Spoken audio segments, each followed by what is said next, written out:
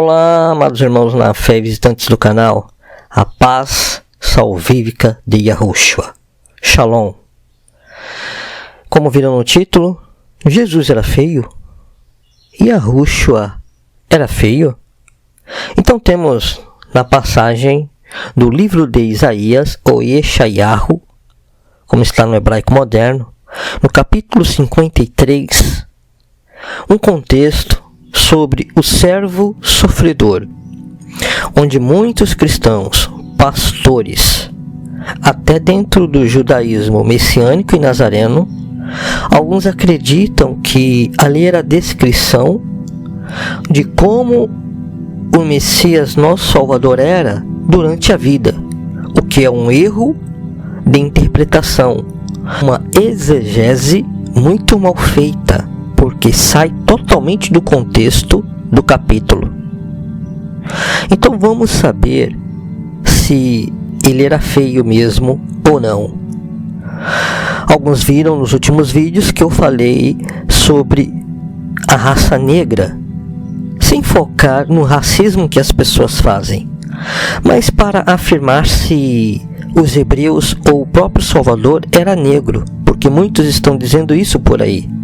Então, quem viu os últimos vídeos vão ganhar mais conhecimento ainda com esse vídeo aqui agora. Então, se você não viu, veja. Os negros foram amaldiçoados? Veja esse estudo. E depois veja se os hebreus e Yahushua, ou Jesus, era negro. Veja esses dois vídeos. Já quero afirmar que o nosso Salvador, ele não era com características europeias, loiro, de olhos azuis, ou até com o rosto efeminado, como muitas pinturas trazem e mostram, né? Pinturas que foram pagas aí pelo catolicismo romano, por seus pontífices, a pintores famosos como Michelangelo para fazer pinturas, né? Ele não tinha essas características. Já estou dizendo isso porque alguns já pensam, se você não acredita que ele era negro, já pensam que você acredita que ele era loiro, de olhos azuis ou com aquelas características europeias. E não é isso. Muitas pessoas pensam só em duas opções, porém existem muitas probabilidades, né? Tem que ter noção para entender que quando a pessoa não acredita que ela é de uma forma, não quer dizer que ela vai acreditar que seja da outra, porque a maioria já pensa que você acredita na característica que as religiões trouxeram do Messias, né? Aquele homem lá crucificado, de cabelos longos. E não é bem isso que o texto mostra. Se você não acredita que ele era negro, não quer dizer que você acredita naquela característica que Roma trouxe. Não tem nada a ver uma coisa com a outra. Então vamos ao que as escrituras revelam, tá? Então no livro de Isaías, capítulo 53, temos ali uma descrição que o Criador deu ao profeta sobre o Messias. Embora os judeus ortodoxos neguem que seja o Messias e dizem que aquele texto se trata de Israel, que Israel que é o servo sofredor, porque as nações fazem Israel sofrer. Só que essa é uma falsa interpretação. Ali fala exatamente da pessoa do Messias, do Mashiach. Agora, uma coisa que eu quero pontuar é que todos sabem que o Messias, o Mashiach, morreu por nossos pecados. Ele foi o sacrifício de Elohim, do Eterno, por nós, para nos resgatar do pecado e da perdição. O próprio primo do Salvador, Yohanan, ou Yahuhanan, o Batista, disse: eis o Cordeiro de Elohim que tira o pecado do mundo. E como sabemos na Torá, na lei, o Cordeiro tinha que vir sem defeito para ser sacrificado. E ele foi o Cordeiro perfeito, sem defeito. Porém, alguns querem dizer que ele era feio, que tinha o nariz com defeito, como o homem típico daquela época. Muitos pregadores aí até de renome no YouTube, em algumas igrejas, dizem que ele tinha defeito. Lógico que eles não vão usar a palavra defeito, mas dizem que ele tinha o nariz como a forma do homem típico da época. Por quê? Porque a ciência já quis construir um rosto de um homem da época, né, por várias vezes, e eles acreditam nisso. Porém, a ciência fez um homem típico da época, não fez do homem perfeito.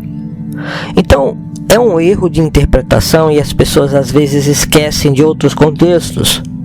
Na lei, o cordeiro tinha que ser sem defeito, como está no contexto do livro de Levítico, ou Vaikra do hebraico.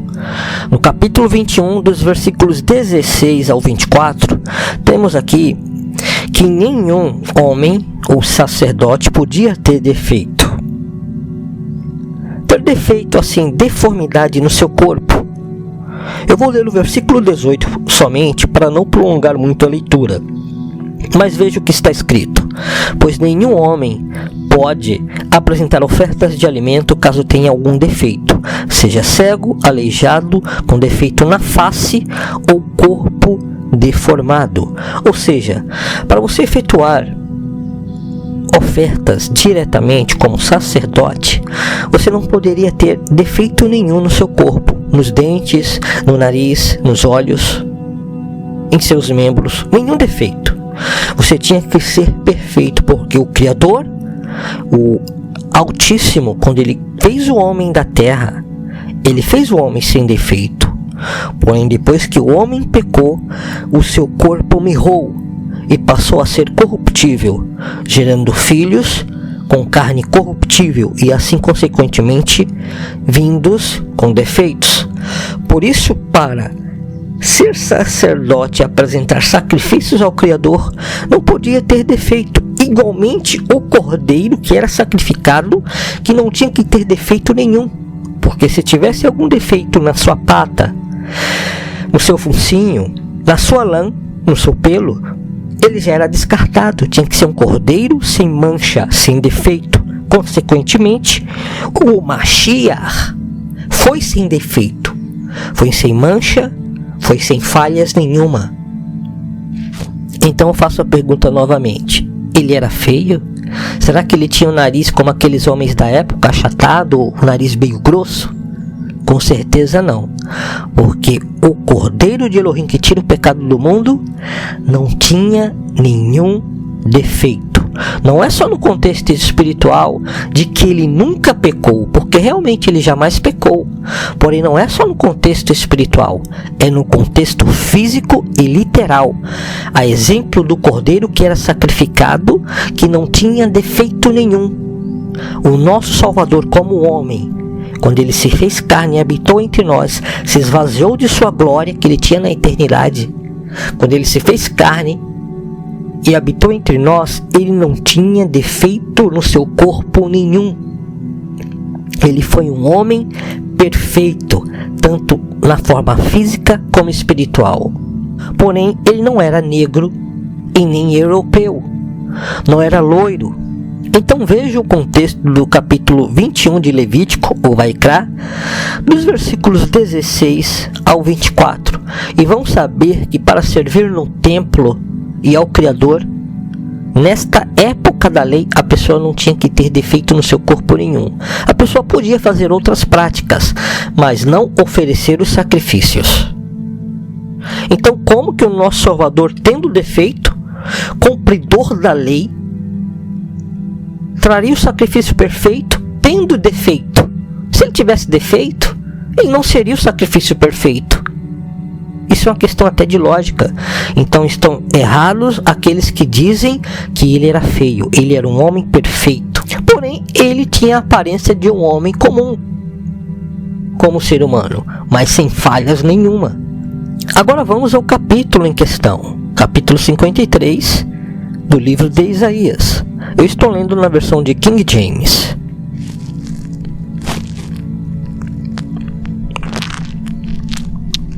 O que acontece é que as pessoas isolam o versículo para dar um outro contexto, um contexto errado e falso. Porque se ele tivesse defeito ou fosse feio, ele não cumpriria a passagem da lei, que o cordeiro tinha que ser sem defeito. Esse é o contexto, é a lógica que entendemos. Ele é o sacrifício perfeito por nossos pecados. Cordeiro sem mancha e sem defeito. O contexto literal da lei era físico. O cordeiro não podia ter defeito físico. Então quer dizer que é só no contexto espiritual como Salvador? Ele tinha que não ter pecado nenhum, nenhuma falha espiritual? Não era isso somente. Mas fisicamente também ele não tinha defeito nenhum. Mas infelizmente algumas pessoas querem dar uma interpretação totalmente fora do contexto aqui. O contexto aqui fala do servo sofredor, do momento em que ele foi martirizado, esquartejado por nossos pecados. Naquele momento da via dolorosa, os seguidores estavam atrás dele, as multidões o seguiam? Não. Você mesmo pode responder que não. Ninguém fazia caso dele naquele momento. Ele estava sozinho. Ninguém o seguia. Viravam o rosto porque ele estava todo machucado e com o rosto desfigurado de tanto apanhar, sangrando e cortado. Isaías falou que dava até para ver os seus ossos nos cortes das chicotadas, de tão machucado que ele foi. Então é lógico que as pessoas virariam o rosto, porque ele foi desprezado. Ninguém quis saber dele ali naquele momento. Esse é o contexto. Então vamos ler. Então assim está, no versículo 1. Ora, quem creu em nossa pregação? E a quem foi revelado o braço de Yahweh? Na versão de João Ferreira de Almeida, vamos ver o braço do Senhor. Ele cresceu diante dele como um broto tenro e como uma raiz saída de uma terra árida e estéril. Na versão de João Ferreira de Almeida vai trazer terra seca. Não está falando que ele era seco e feio, não. Ele nasceu de uma terra seca e árida, que era Israel. Israel estava num período de opressão romana. O Império Romano governava a nação de Israel. E continuando o versículo, ele não aparentava qualquer formosura ou majestade que pudesse atrair os seres humanos. Nada havia em seu aspecto físico pelo que pudéssemos ser cativados. Aqui, como já falei, está revelando o momento em que ele se entrega na via dolorosa por nossos pecados. Ele ali perde a sua formosura, porque ele se faz pecado por nós. Ele não tinha pecado, mas ele se faz pecador, recebendo os nossos pecados sobre si, recebendo o martírio, sendo esquartejado. Por isso ali ele fica machucado, sem formosura, sem aquela sua perfeição, aquela sua majestade real em um corpo glorificado. E mesmo em seu corpo humano perfeito, ele perde a sua formosura, porque ele passa a ser machucado por nossos pecados. Esse é o contexto que vamos ver. É a revelação do contexto de todo o capítulo.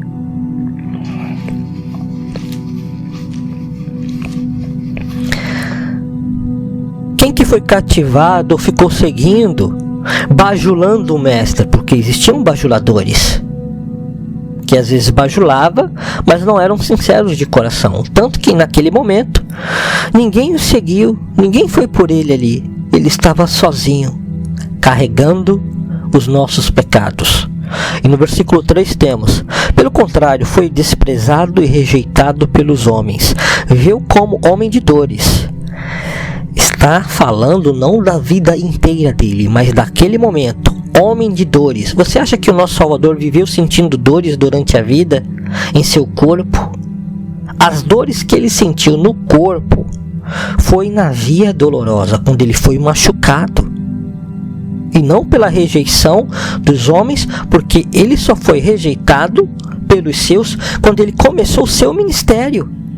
Aí que ele começou a ser rejeitado por alguns. E no momento da via dolorosa, todos os rejeitaram, inclusive os apóstolos. Não foi durante a vida, porque ele não pregou e nem se revelou ser o Messias durante a vida. Então, se desprenda desse conceito errado, seja da onde você for, de uma igreja, fora do sistema ou de algum ramo do judaísmo. Não digo que sejam todas as igrejas ou judeus que interpretam errado essa passagem, mas a maioria diz que ele era feio, né? A maioria diz que ele trazia essas características que estão dizendo por aí que a ciência está tentando caracterizar, né? É uma descaracterização do real personagem. Então, se desprendam, saiam desse engano, no nome de Yahushua, o Messias que morreu e ressuscitou em um corpo eterno e físico, glorificado como a maioria entende. Experienciou todo o sofrimento. Que todo sofrimento foi esse? É a via dolorosa, meus irmãos. Todo o sofrimento, todos os nossos pecados e as nossas cargas foi sobre ele, é o que vai explicar mais aqui. Caminhou com alguém de quem os seus semelhantes escondem o rosto. Isso aconteceu de fato na via dolorosa. Ele ficou sozinho e não foi durante o seu ministério. Durante o seu ministério, as pessoas se maravilharam com ele, seguiram ele, multidões seguiram ele, os apóstolos seguiram ele até o fim. Não foi durante o ministério dele, nem durante a vida dele. Aqui foi durante a via dolorosa. Foi menosprezado e nós não demos à sua pessoa importância alguma, porque ele ficou desprezado mesmo, sozinho lá. Ninguém o seguiu. Viraram o rosto mesmo, esconderam o rosto dele quando viram ele todo machucado e descaracterizado, sem formosura alguma, porque ele foi cortado no rosto, na pele. Ele ficou de fato sem formosura alguma na via dolorosa. Vejam que o contexto é claro. É esse o real contexto.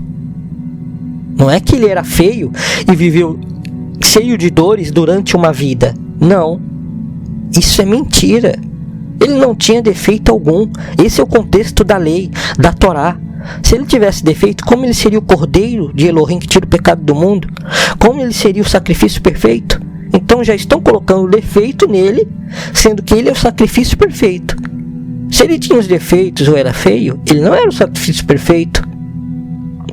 Então entendam isto de uma vez por todas. Aprendam a ver as escrituras no seu real contexto. Eu falo isso direto nos vídeos. Existe um real contexto. Porque contexto isolado qualquer um pode inventar.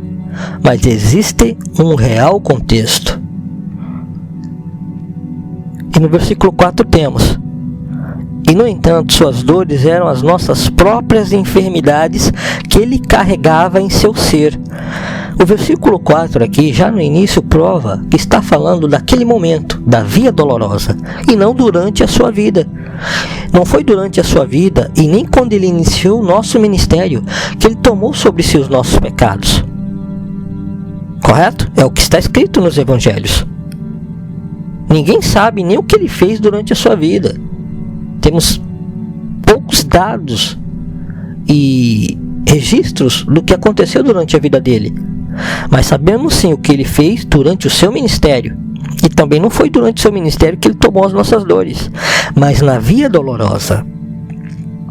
Sobre seu corpo levou todas as nossas doenças, contudo nós o julgamos culpado, né? Porque aquele povo culpou ele, né? Vocês sabem a história dos judeus e dos romanos.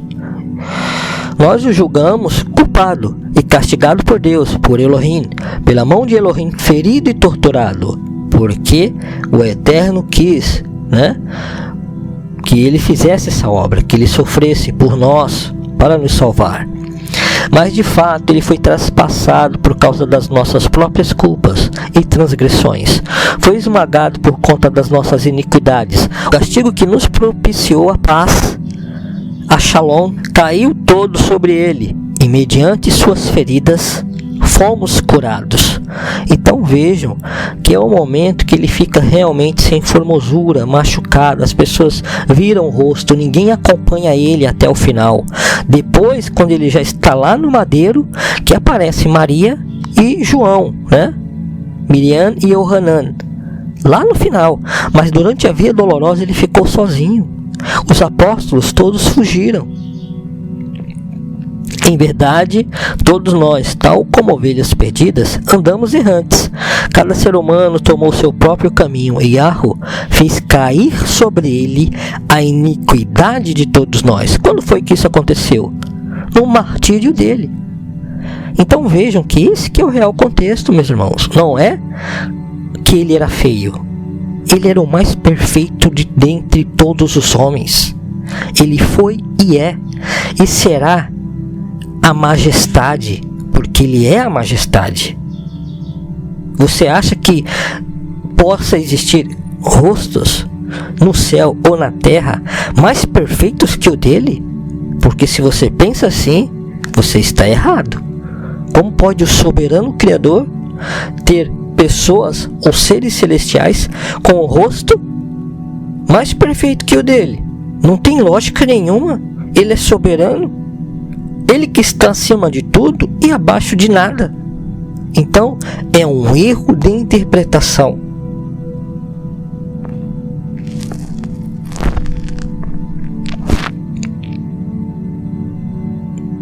E no versículo 7, ele foi maltratado, humilhado, torturado, contudo não abriu a sua boca, agiu como cordeiro levado ao matadouro, como ovelha que permanece muda na presença dos seus tosqueadores. Ele não expressou nenhuma palavra. Por intermédio de julgamento tirano ele foi preso. E quem pode falar dos seus descendentes? Pois ele foi ceifado da terra dos viventes. Por causa dos erros do meu povo, ele foi golpeado. Vejam o que o Criador está dizendo aqui. É uma revelação daquele contexto.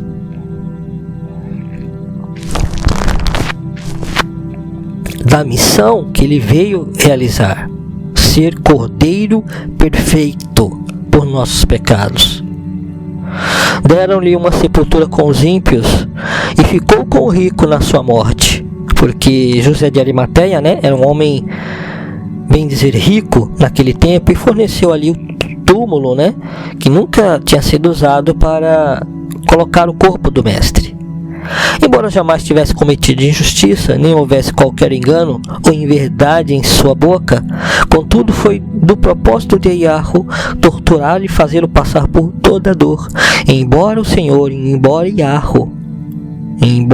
Yahweh, o eu sou, o que sou, o tenha feito como oferta pelo pecado da humanidade, ele verá sua posteridade e prolongará os seus dias para sempre. E a vontade de Yahweh prosperará em suas mãos, porque ele é Rei dos Reis. Logo depois do sofrimento, ele contemplará o resultado da sua obra, o empenho de sua alma, e ficará satisfeito. Mediante a sua sabedoria, o meu servo, o justo, justificará muitos, e tomará sobre si mesmo as más obras dos seres humanos.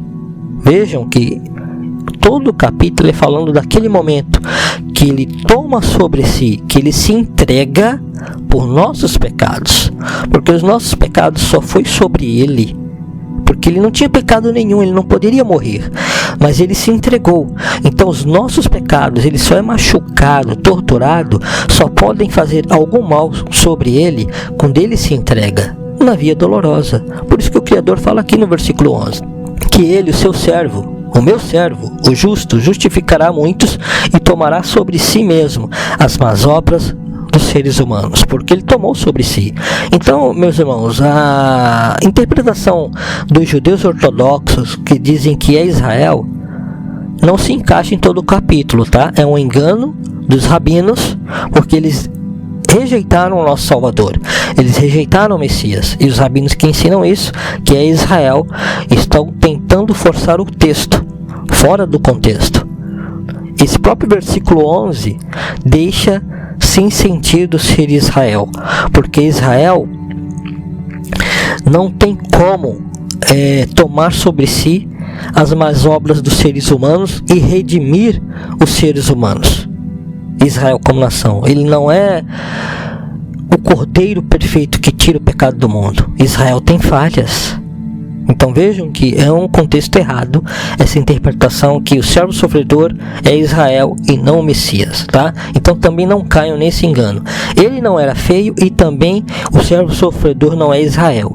É o Mashiach ben Davi, o Messias filho de Davi, que morreu e ressuscitou em um corpo físico e eterno. E para finalizar a leitura, no versículo 12: por esse motivo eu lhe darei uma porção generosa entre os grandes, e ele dividirá os despojos entre as multidões, porquanto ele derramou a sua própria vida até a morte, e foi contado entre os criminosos.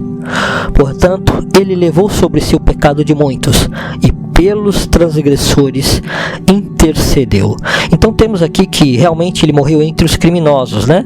Aquela morte no madeiro era para criminosos. Então ele cumpriu toda essa profecia. Todas essas profecias embutidas aqui nesse capítulo. Ele morreu entre dois ladrões, sendo que um se arrependeu e o outro continuou perdido em seus pecados. Eu vou finalizar aqui porque já deu alguns minutos, e que o Eterno tenha te abençoado. Se você não entendeu, reveja. Aqui é o contexto real dessas profecias, ou da profecia principal aqui do capítulo 53, para que a gente possa ter vida e vida eterna. Então que o Eterno, o Altíssimo, Yahu, abençoe a todos no nome do seu Filho Yahushua. E até um próximo estudo. Shalom!